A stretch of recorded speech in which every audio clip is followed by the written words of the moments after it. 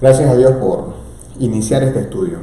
Hebreos está catalogado entre los libros más importantes y de mayor refuerzo, enseñanza y doctrina a nuestra cristiandad.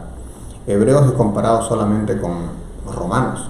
De cierta forma, Hebreos continúa el tema de la justificación y la exaltación de Cristo para Romanos, Hebreos, Gálatas y Hebreo. Nosotros todos deberíamos saber que este estudio puede llevarnos a una profundidad del conocimiento de la unión de Antiguo y Nuevo Testamento. Si nosotros no hemos estudiado el Antiguo Testamento, muy difícilmente entendremos hebreo. Pero si nosotros estudiamos el Antiguo Testamento y nunca estudiamos hebreo, no entenderemos el mensaje completo. Esta dispensación nos da una verdad, que el conocimiento y la revelación del libro de Hebreos en el canon bíblico nos lleva a un conocimiento pleno. ¿Por qué? Porque allá en el Antiguo Testamento hay figuras, allá en el Antiguo Testamento tenemos personajes, allí en el Antiguo Testamento tenemos enseñanzas en las cuales ustedes y yo podemos entender ahora qué tiene que ver con nosotros que no estamos bajo la ley, estamos bajo la gracia, qué tiene que ver con nosotros posterior a Cristo. Y entonces Hebreos es ese libro. Por título, exaltación.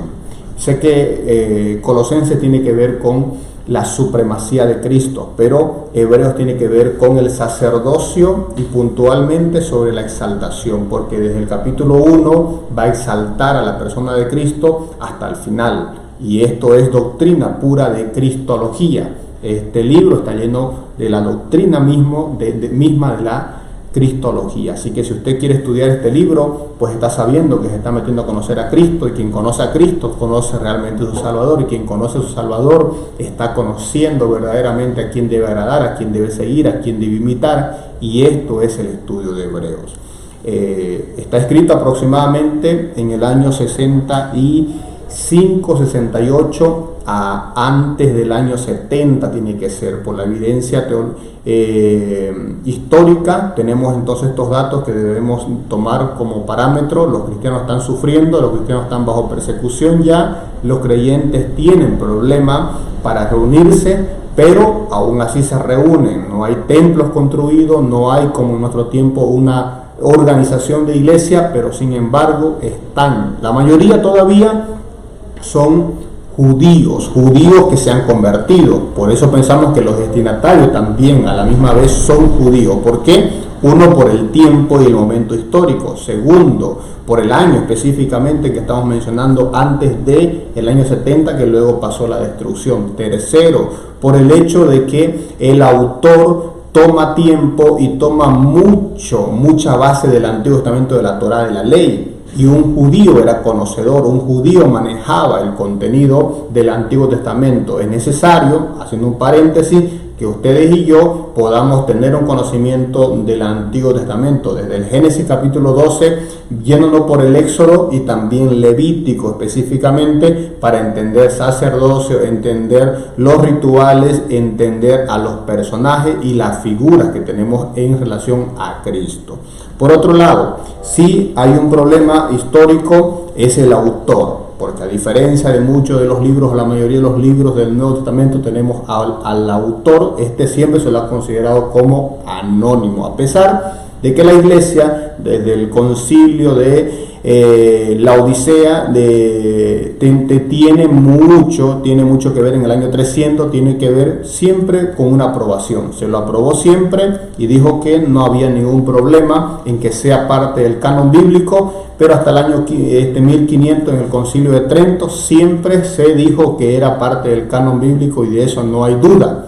El único problema mayor ha sido quién es el autor, pero se quedó como anónimo a pesar de varias opciones. Ustedes y yo hemos escuchado tal vez de Pablo, hemos escuchado de Apolos, hemos escuchado de Bernabé. Son los tres más sonados autores de los cuales tal vez podemos nosotros mencionar hoy.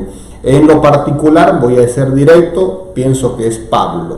Es más por la sintaxis, por la gramática, por el uso del Antiguo Testamento, por frases en la doctrina similares que vamos a poder evidenciar en sus propias cartas anteriores y posteriores, pues creo que es Pablo. Pero ahí está Apolo, con muchos puntos también a favor, porque Apolo es el erudito, es el elocuente. Recuerdan el libro de Hechos, mencionándolo como un hombre poderoso en la escritura, un hombre elocuente, un hombre que tenía conocimiento de el Antiguo Testamento, y también el mismo Bernabé, un buen hombre que era piadoso, era conocedor, era maestro, de cierta forma es el discipulador o maestro de el mismo Pablo. Así que ahí tenemos esta segunda mención en cuanto también esta introducción. Por otro lado, palabras clave.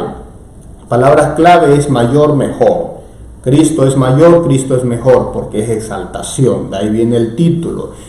Otro detalle para mencionar. Este libro tiene que ver también con exhortaciones. Vamos a ver a la luz de los capítulos y versículos avanzar muchas exhortaciones. Exhortaciones como si oyeres hoy su voz, no endurezcáis. Capítulo 3, versículo 8. Exhortaciones que tienen que ver con que nosotros todos no debemos ser tardos para oír, sino debemos entonces ser también expertos en la palabra. Capítulo 5, exhortaciones que tienen que ver con congregarse, no dejando de congregarse, capítulo 10 y así adelante. Pero tienen temas profundos: sacerdocio de Melquisedec, sacerdocio de Aarón. Sacerdocio es uno de los temas principales y fundamentales de este libro, y hay que entenderlo.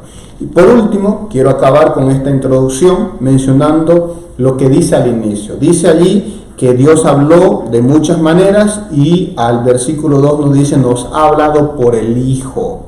Esta mención tiene que ver con la revelación y pone a Cristo por encima en toda revelación, y el Nuevo Testamento como superior a otros tiempos también en la revelación de todo lo que tenemos de Dios. Pero hay también una voz, hay alguien que está hablando, y cuando alguien habla hay que oírle y no ser oidor o olvidadizo o rehusar escuchar. Y ahí en el capítulo 12, versículo 25 dice: mirad que no desechéis al que habla. Tiene justamente que ver con esta voz, tiene que ver con oír la voz del Señor, oír la voz del que exhorta, oír la voz del que se revela. Y cuando estudiamos, estamos en esta tarea. Por último, y cerrando todo, la hermenéutica será la clave en este estudio, porque nosotros interpretamos la Biblia literal, gramático, histórico, principalmente estos tres. Menciono estos tres ¿por qué? Porque si es literal, tiene que ser contexto, tenemos que ver contexto y tenemos que ver palabras clave, palabras y su significado. Usaremos diccionario, usaremos también ayuda para léxicos para poder entender la palabra y la gramática. Gramático es importante nuestra gramática española, pero también la gramática griega, y intentaremos ayudar en eso porque es importante así de esa forma entender la palabra en su contexto allá, pero que tiene que ver también con nuestro contexto en el presente. Interpretamos el pasaje primero para luego aplicar, no al revés. Y por último, es literal, es gramático, es histórico. La historia hace la diferencia. Tenemos que contextualizar, tenemos que meternos en el tiempo, tenemos que hacer un puente histórico, tenemos que nosotros todos comprender que el estudio de la palabra es importante. Todo estudio tiene hermenéutica, toda rama de la ciencia tiene hermenéutica. Si no tenemos una hermenéutica clara, nos vamos a desviar. Entonces, es importantísimo que este estudio nos lleve a un conocimiento mayor y mejor de Cristo, nos lleve a exaltar al Señor, nos lleve a todos a poder realmente luego enseñar a Cristo como debe ser enseñado, a adorar a Cristo como debe ser adorado, no como nosotros o como la iglesia tradicionalmente quiere o hace, sino como su palabra y la revelación nos dice de Él. Bueno, gracias por esta introducción al Señor y les esperamos para poder seguir avanzando. Muchas gracias, bendiciones.